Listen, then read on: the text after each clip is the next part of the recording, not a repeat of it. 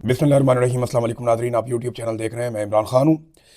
नाज़रीन, जैसा कि मैंने आपसे पहले अर्ज़ किया था कि पाकिस्तान बिल्कुल किसी किस्म की बहानेबाजी नहीं करेगा, पाकिस्तान किसी किस्म की रुकावट नहीं डालेगा। जैसा डोनाल्ड ट्रंप कहेंगे वैसा ही पाकिस्तान के फील्ड मार्शल आसिम मुनीर साहब करेंगे, और वही उन्होंने किया। और मैंने आपको ये भी बताया था कि फील्ड मार्शल आसिम मुनीर जो भी करेंगे, हुकूमत उसको ओन करेगी, मौलवी उसको एन इस्लामी और शरई करार देंगे, और पाकिस्तान का मीडिया उसे पाकिस्तान की बहुत बड़ी फतह करार देगा। तो हुआ वही कि डोनाल्ड ट्रंप ने बुलाया और आसिम मुनीर साहब ने लब्बैक कह दिया। ये जो गजा पीस बोर्ड है उसका हिस्सा बनने के लिए डोनाल्ड ट्रंप ने दुनिया भर के ममालिक को लिखा। यानी अब तो वो शायद ही कोई मुल्क बचे हों जिन्हें उन्होंने नहीं लिखा। तो दुनिया भर के जो बासर ममालिक हैं उन्हें भी लिखा, बहुत सारे ऐसे ममालिक जो इस रीजन के अंदर हैं उनको भी लिखा। और जिन ममालिक ने सबसे पहले हामी भर ली कि डोनाल्ड ट्रंप जैसा कहेंगे वैसा हम करेंगे, उनमें एक मुल्क पाकिस्तान भी है।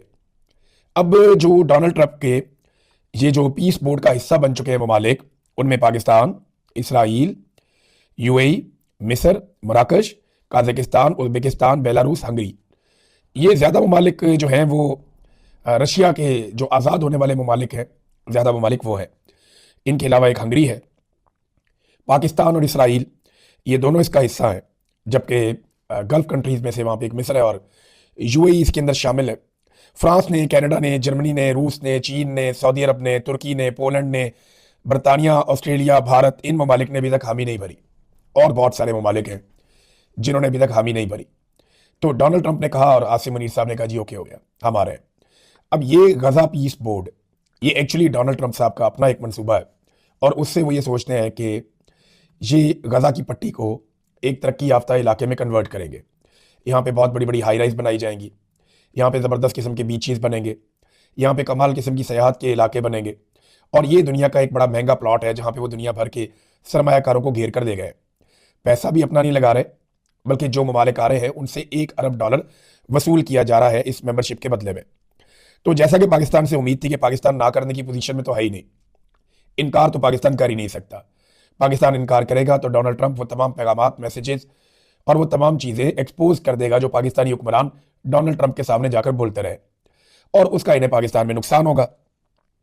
तो यहाँ पे जो मौलवी हैं वो अब साबित करेंगे कि ये बहुत बड़ी शहादत है, बहुत बड़ा इस्लाम का झंडा पाकिस्तान ने उठा लिया। हालांकि ये क़यादत जो है वो डोनाल्ड ट्रंप की है, क़यादत जो है वो टॉनी ब्लेयर की है, क़यादत जो है वो नेतन्याहू की है। पाकिस्तान इस सफ में कहीं दूर पीछे खड़ा है। अब $1 अरब क्या पाकिस्तान दे सकता है? ये वो पैसा है जो पाकिस्तानियों के खून पसीने का पैसा होगा, ये वो पैसा है जो टैक्स पेयर्स का पैसा होगा। तो क्या पाकिस्तान ये पैसा दे सकता है?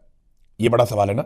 हो सकता है पाकिस्तान से पैसा लिए ना जाए और पाकिस्तान को इस्तिस्ना दे दिया जाए, इस बुनियाद पर कि पाकिस्तान अपनी फौज गजा में तैनात करेगा हमास को गैर मुसल्लह करने के लिए। इंटरेस्टिंग बात मैं आपको ये बताता हूँ कि ये जो कुछ भी हो रहा है, हमास इसका हिस्सा नहीं है। ये जो कुछ भी हो रहा है, गजा की जो हुकूमत है वो इसका हिस्सा नहीं है। वो इसे तस्लीम नहीं करते, वो इसे मानते नहीं है। आप जब भी गजा में वोटिंग करवाएंगे हमास जीतेगी। गुज़िश्ता इलेक्शंस में भी वही जीते हैं, यानी उनके पास अक्सरियत है फ़लस्तीनियों की, और वो इसको नहीं मानते, लेकिन पाकिस्तानी इसको मान चुके हैं। अभी देखते हैं और कौन कौन से अरब ममालिक हैं जो इस सारी सूरत हाल को मानते हैं। ये अक़वाम मुत्तहिदा की करारदाद आई थी अक्टूबर में, अक्टूबर 2025 में, 2803। तो ये जो करारदाद थी, इस करारदाद की रोशनी में अब ये गजा पीस बोर्ड बना है, और इसका जो पहला नुकता था वो एक स्टेबलाइजेशन फोर्स भी था। यानी वहाँ पे एक अमन के क़याम के लिए एक इस्तेहकाम फोर्स तैनात की जाएगी जिसमें मुख्तलिफ ममालिक की फ़ौजें होंगी। इसमें पाकिस्तान की और इंडोनेशिया की फ़ौज होगी, इसके बारे में कहा जा रहा था। कुछ ममालिक पीछे हट गए थे जी, हम अपनी फ़ौज नहीं भेज रहे। बहरहाल पाकिस्तान पीस बोर्ड का हिस्सा बन गया है। ये जो करारदाद थी ना अक़वाम मुत्तहिदा में, एक बात हम सबको याद रखनी पड़ेगी कि रूस ने और चीन ने इसकी मुकम्मल मुखालफत की थी। चीन और रूस ये समझते हैं कि आप उनके ऊपर अपना फैसला मुसल्लत नहीं कर सकते। वो ये कहते हैं कि फ़लस्तीनियों को उनका हक मिलना चाहिए और वो खुद फैसला करेंगे अपने लिए कि वो क्या चाहते हैं। जमहूरी तरीका तो ये है, लेकिन ये जिस तरीके से किया जा रहा है, रूस और चीन इससे इत्तफाक नहीं करते, और उन्होंने, दोनों ममालिक ने इनकार कर दिया था, इसकी मुखालफत की थी करारदाद की।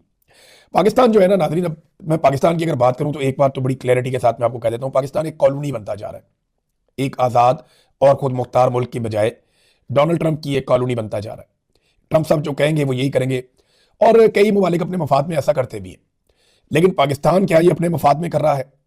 आसिम मुनीर साहब की एक बहुत बड़ी मजबूरी है और एक बहुत बड़ी प्रॉब्लम है, और वो है पाकिस्तान में उनका गैर मकबूल होना। वो कोई भी चीज़ कर लें, उनकी मकबूलियत में इजाफा नहीं हो रहा, वो हुकूमत को कामयाब भी नहीं बना पा रहे। अगर बैन अवी सतह पर आवाज़ें उठ जाती हैं कि पाकिस्तान के अंदर जो रजीम जालिमाना तौर पर मुसल्लत किया गया है उसका इख्तिताम किया जाए, तो फिर आसिम मुनीर साहब और इनके सारे हवारी हाथ मलते रह जाएंगे। लिहाजा अगर इमरान खान साहब के खिलाफ डट कर खड़े रहना है या इमरान खान साहब को और उनकी पार्टी को कुचलना है, तो आलमी सतह पे उन्हें तमाम आकाओं को खुश रखना पड़ेगा। ये वो मजबूरी है जिसकी वजह से पाकिस्तान ऐसा लगता है कि ताकतवरों की एक कॉलोनी बनता जा रहा है। एक आज़ाद और खुद मुख्तार मुल्क वाली तो बात दिखाई नहीं देती, जैसी जूते पॉलिश की पॉलिसी रखी है हमारे वज़ीर आज़म ने। मैं तो हैरान हो गया था देख के। अब अमेरिका जो है वो दुनिया के ऊपर दबाव डाल रहा है एक नए किस्म के वर्ल्ड ऑर्डर के लिए। कनाडा का जो वज़ीर आज़म है उसने बड़ी साफ बात की। उसने कहा जी कि मैं खात्मे का ऐलान करता हूँ कि अमेरिका की क़यादत के अंदर जो एक वर्ल्ड ऑर्डर चल रहा था वो अब नहीं चलेगा। यानी कैनेडियंस तो खुलकर सामने आ गए, फ्रांस भी खुलकर सामने आ गया, कई और ममालिक खुलकर सामने आ गए। तो अमेरिका के पास जो हथियार हैं वो दो हैं। एक, उनकी ताकतवर फौज है, वो किसी के ऊपर भी चढ़ाई कर सकते हैं। लेकिन क्या अमेरिका एक वक्त में सबके साथ लड़ सकता है? ये एक बड़ा सवाल है। दूसरी ताकत अमेरिका के पास जो है वो टैरिफ आयद करने की है, कि वो टैरिफ लगा देते हैं। कई ममालिक जो है अमेरिका के साथ तजारत करते हैं तो वो उसमें टैरिफ लगा देते हैं। अब उन्होंने फ्रांस को भी टैरिफ लगाने की धमकी दी है। तो इस पर फ्रांस ने यूरोपीय यूनियन को यह कहा, फ्रांसीसी सदर ने, कि हमें सर जोड़कर बैठना चाहिए और हमें एक मुश्तरका हल निकालना चाहिए और एक मुश्तरका इसके लिए लायामल बनाना चाहिए कि अमेरिकी टैरिफ पॉलिसी का जवाब कैसे देना है।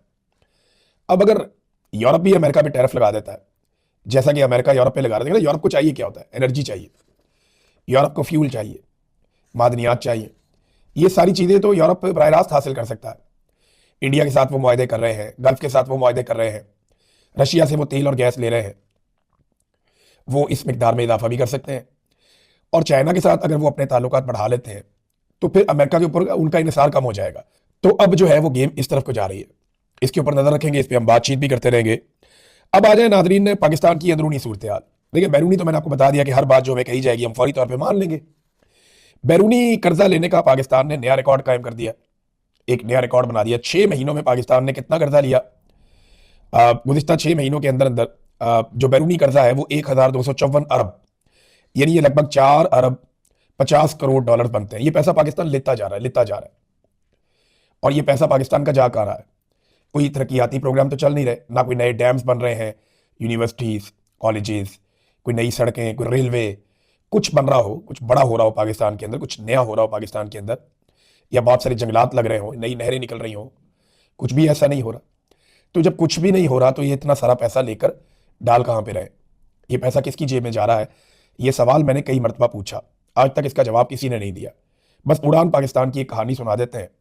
और उड़ान की हालत ये है कि बैरूनी सरमायाकारी, जिसे आप फॉरेन डायरेक्ट इन्वेस्टमेंट कहते हैं, कि बाहर से कोई सरमायाकारी पाकिस्तान में आए, वो मजीद 43% तक गिर गई है। यानी बाहर से बजाय इसके कि सरमायाकारी पाकिस्तान में आए, जो आ रही थी वो भी मजीद गिर गई है 43% तक, यानी वो भी तकरीबन आधी हो रही है। IMF ने माशी ग्रोथ के मजीद सुस्त होने की पेशनगोई कर दी है इसी वक्त, और पाकिस्तान का पैसा लगातार डुबोया जा रहा है। जैसा कि ग्रीन इनिशिएटिव एक लिया था, शहबाज शरीफ ने कहा था कि ये आर्मी चीफ का विजन है। मैंने 2 साल पहले रोला डाल दिया था कि ये मत करना, बर्बादी कर देंगे आप पाकिस्तान की, लेकिन इनकी खोपड़ी में बात घुसती नहीं है। ये दरिया सिंध से नहरें निकालकर चोलिस्तान लेकर जा रहे थे और चोलिस्तान की ज़मीनों को सैराब करने जा रहे थे। इनका यह कहना था कि उन सहराओं के अंदर ये लहलहाते हुए खेत लगाएंगे, और अब सूरत हाल उसके बिल्कुल बरक्स हो गई है। हालत यह है कि पाकिस्तानियों का पैसा चोलिस्तान की रेत के अंदर इन्होंने अरबों रुपया डबो दिया पाकिस्तानियों का। सजाग की रिसर्च रिपोर्ट के मुताबिक ग्रीन पाकिस्तान का मंसूबा सहराए चोलिस्तान की रेत में डूब रहा है। सबसे बड़ी 2 कंपनियां जिनके पास 50,000 एकड़ ज़मीन थी, 50,000 एक के पास, 50,000 एक के पास, इनमें से एक फातिमा फर्टिलाइज़र, इन्होंने मंसूबा शुरू होने के 2 साल बाद भी प्रोजेक्ट पे काम ही शुरू नहीं किया। जबकि यूनिटी ग्रुप है, वो जनाब मंसूबे से निकलने के लिए हाथ पांव मार रहे हैं। चीनी कंपनी समेत 3 कंपनियां भी मंसूबे से निकलने के लिए काम कर रही हैं, और मुलाजमीन को भी निकाला गया है। 2 साल पहले शहबाज शरीफ ने इसका इफ्तिताह करते हुए कहा था कि ये आर्मी चीफ आसिम मुनीर का विजन है। तो ये वाला विजन भी बढ़ गया, पाकिस्तानियों के पैसे भी अरबों रुपए इन्होंने ज़ाया कर दिए। तो जब पाकिस्तान में नया काम ही नहीं हो रहा, ना खेलों के मैदान बन रहे हैं, ना लोगों को फैसिलिटेट किया जा रहा है, तो ये अरबों डॉलर जा कहाँ रहे हैं? ये या तो लोगों की जेबों में जा रहे हैं, करप्शन की नज़र हो रहे हैं, या ये पैसा जमा करके ये कौमी खजाने में दिखाना चाहते हैं कि जनाब देखें हमने कौमी खजाना भर दिया। इमरान खान साहब के दौर में कौमी खजाने में इतना ही पैसा था जितना आज इनके पास है, लेकिन इमरान खान साहब के दौर में सैकड़ों बहुत बड़े बड़े प्रोजेक्ट्स चल रहे थे और तब भी कौमी खजाना भरा हुआ था। कोविड के बावजूद इमरान खान साहब ने कौमी खजाना भी भरा और बेशुमार कौमी सतह के बड़े मंसूबे जो हैं उनको भी चलाया। आज वो सारे मंसूबे लगभग बंद पड़े हैं। कौमी खजाना इन्होंने खाली कर दिया था, अब ये कर्जे ले लेकर उसमें पैसा डाल रहे हैं। हालात क्या है? तजारती खसारा पाकिस्तान की तारीख की सबसे बुलंद सतह पे पहुंच गया है। यानी ये आदाद शुमार आप देखिए, 3.8 अरब डॉलर पाकिस्तान का तजारती खसारा हो गया। ऐसा पाकिस्तान की तारीख में कभी नहीं हुआ। ये होशरुबा इजाफा है पाकिस्तान के तजारती खसारे में। पाकिस्तान बाहर से जो चीज़ें मंगवा रहा है वो 6.1 अरब डॉलर और जो चीज़ें बाहर भिजवा रहा है वो 2.3 अरब डॉलर, और ये दिसंबर 2025 का डाटा है। यानी एक महीने के डाटा में आपके पास सारी कहानी आ जाती है कि आपने 6 अरब डॉलर से ज़्यादा का सामान मंगवाया और लगभग 2 अरब डॉलर का आपने भेजा, तो 3.8 अरब डॉलर का सीधा सीधा तजारती खसारा हुआ है। एक्सपोर्ट्स है ही नहीं। आप कोई चीज़ें बनाएंगे तो बाहर भेजेंगे, चीज़ें बना ही नहीं रहे तो बाहर भेजेंगे क्या आप दुनिया को? हालात बहुत पतले हैं। जितनी जल्दी हो सके इस हुकूमत को घर जाना होगा। अगर ये हुकूमत रह जाएगी तो पाकिस्तान को ये मजीद तबाही के दहाने पर ले जाएंगे, और ये लेकर जा रहे हैं। टेक्सटाइल इंडस्ट्री के लोग इकट्ठे हुए, उन्होंने कहा जी हमारी 150 बड़ी बड़ी मिलें बंद हो गई हैं, टेक्सटाइल का शोबा तबाह हो गया है, इंडस्ट्री मुकम्मल तबाह हो गई है, चाबियां हम हुकूमत के हवाले कर रहे हैं, आप खुद ही चला लें। ये इनकी ऊंची उड़ान है। इन्होंने करोड़ों रुपए के इश्तेहारात लगवा दिए मीडिया के ऊपर, करोड़ों रुपए इन्होंने लगा दिया इश्तेहारबाजी के ऊपर, और 10 अरब के अंदर इन्होंने बेच दी पीआईए। उससे बहुत ज्यादा पैसा इन्होंने हर साल जाया किया है, और पूरी की पूरी एक एयरलाइन जो पाकिस्तान का प्राइड थी वो इन्होंने ओने पोने बेच दी। और बेची किसे? फौजी फाउंडेशन को। यानी वो डायरेक्ट तो नहीं आए लेकिन फिर भी वो उसके मालिक बन गए। तो फौजी फाउंडेशन के पास है जनाब अब पीआईए। तवज्जो इनकी इस बात पे है कि सूबाई खुद मुख्तारी भी खत्म कर दी जाए। 28वीं आईनी तरमीम आ रही है नादरीन, और 18वीं आईनी तरमीम उसका निशाना बनेगी। मैं आपको फिर बता देता हूं कि 18वीं आईनी तरमीम में सूबों के पास इख्तियारात आए थे और सूबाई खुद मुख्तारी आई थी, और ये पीपल्स पार्टी और पीएमएलएन ने मिलकर किया था। मिलिट्री एस्टेब्लिशमेंट हमेशा से इसके खिलाफ थी, और वो ये चाहते थे कि जो 18वीं आईनी तरमीम है वो खत्म हो जाए। वो हर मीटिंग में हर जगह पे बैठ के हमेशा ये कहते, क्योंकि उनका इख्तियार कम हो गया था ना, उनकी ताकत कम हो गई थी। मिलिट्री एस्टेब्लिशमेंट को ताकत मिलती है जितना ज्यादा आप वफाक को ताकत देते हैं। जब आप सूबों को खुद मुख्तारी देते हैं कि हर स्टेट अपना फैसला खुद करे, हर सूबा अपना फैसला खुद करे, जैसा कि पूरी दुनिया में होता है, तो फिर जो ऊपर इस्लामाबाद है उसके पास ताकत कम हो जाती है। तो हर सूबे को कंट्रोल करना मुश्किल होता है, इस्लामाबाद को कंट्रोल करना आसान होता है। तो ये मिलिट्री एस्टेब्लिशमेंट के लिए एक चैलेंज था। अब वो इसके ऊपर अमल करने जा रहे हैं। तमाम बड़े बड़े अखबारात में इसके ऊपर खबर लगवाई गई कि 18वीं तरमीम एक ढकोसला साबित, ये भी नहीं हुआ, वो भी नहीं हुआ। तो अब 18वीं तरमीम को निशाना बनाने का अमल शुरू हो चुका है। जो काम करने वाले हैं पाकिस्तान में नाज़रीन, उसकी तरफ तवज्जो कोई नहीं देता। मिसाल के तौर पे कराची में आग लगती है, और काफ़ी अरसे से यह बताया गया है कि कराची में फायर ब्रिगेड की सहूलियात काफ़ी नहीं है, आपको इन्हें बेहतर करने की ज़रूरत है। गवर्नर हाउस के करीब वो प्लाजा है जहाँ पे आग लगती है, और अब तक की इतला के मुताबिक 61 लाशें बरामद हो चुकी हैं प्लाजे के अंदर से। कल तक हम आपको 30 लोगों के बारे में बता रहे थे। अभी एक इतला आई है कि प्लाजे की एक दुकान, क्योंकि अब वो अंदर रेस्क्यू वाले जा रहे हैं, बार बार जगह खोलकर देख रहे हैं, तो एक दुकान खोली गई तो उसमें 30 के करीब लाशें बरामद हुई हैं एक दुकान में से। ये कितना अफसोसनाक है। जिंदा लोग जल गए इस शहर के अंदर। 61 लोग अब तक की इतला के मुताबिक जाँ बहक हो गए हैं, और अभी भी बहुत सारे लोग लापता हैं जिनकी तलाश जारी है, उनके घर वाले ढूंढ रहे हैं। तो ये जिस वक्त हुक्मरान जश्न मना रहे होते हैं ना, उस वक्त शहरी जल रहे होते हैं। तो रोम जल रहा था और नीरू बांसुरी बजा रहा था।